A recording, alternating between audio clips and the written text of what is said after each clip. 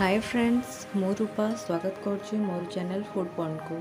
चलतु आज आम बनइबा पियाज तरकारी। तो पियाज तरकारी बनइबापी मु 700 ग्राम पियाज नहीं ताकू भल भाव चोपा छड़े चारि फाड़ कर काटी देउछि। तो एबे आपण देखि पारुथिबे पियाज गुड़ी को मु काटी नहीं चारि फाड़ करके, किंतु आपण देखि पारुथिबे पियाजर मझी को मु अलग करी नहीं, पियाजर चारि फाड़ लागिकी अछि पियाज सहित। तरकारीर मसला पई मु अल्प अदा एवं 2 पाखुड़ा रसुण नहीं।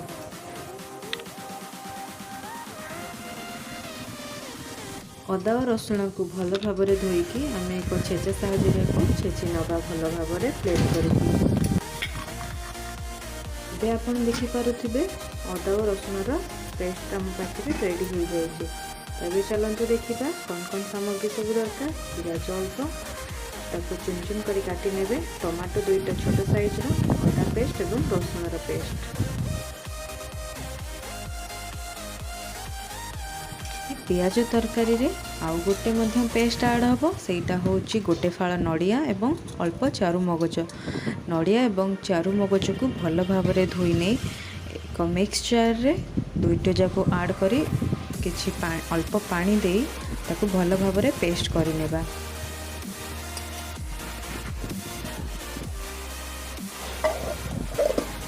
एबे देखि पारुथिबे हमर पेस्ट रेडी हो जाइछि। तो नड़ियार आपण जानछन्ती नड़ियार छेदरा गुड़ाक रहिबो, तो सेतिपई अल्प पानी देकी चा छाणी द्वारा आपण को छाणी नेबे भल भाव।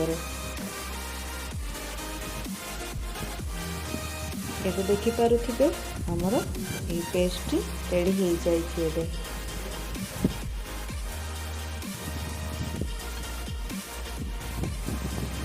एबे चलतु स्टार्ट करबा हमर कुकिंग प्रोसेस। कड़ाई रे गोटे चमच तेल देकी काटिकी रखा जाइथिबा से पियाज गुड़ी को टिके भल भाव भाजी नेबा।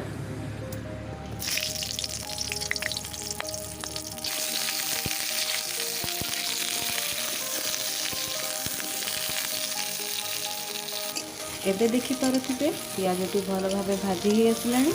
एबे हमको एक अलगा पात्र को काढ़ी नेबा। सही पैन रे 4 चम्मच सोरिष तेल देकी सेथिरे किछि जीरा ऐड करिबा।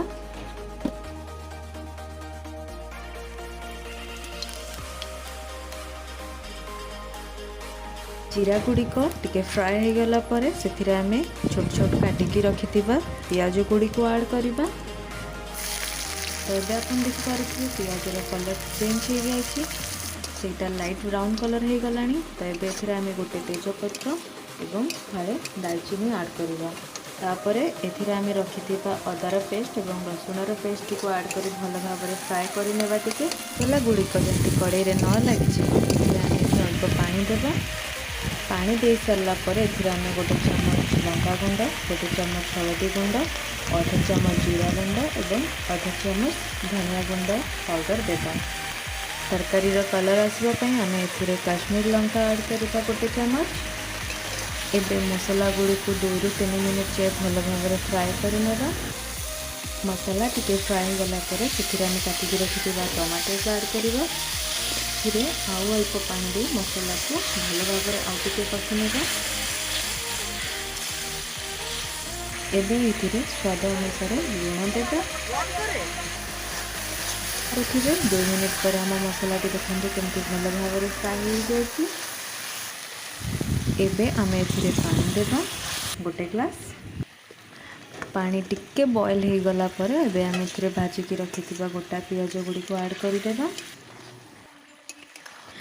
पियाज ऐड कर सारला परे आम आउ 1 मिनिट कषि नेबा भल भाव। गोटे मिनिट पर आम ए आउ अध ग्लास पानी ऐड करवा पियाज गुड़िक सिझापी। 15 मिनिट पर आपण मैंने देखिपे पियाज गुड़िक सिझी जाइए। तो आम पेस्ट कर रखिथिबा नड़िया और चारु मगज को एथिरे ऐड करदेबा।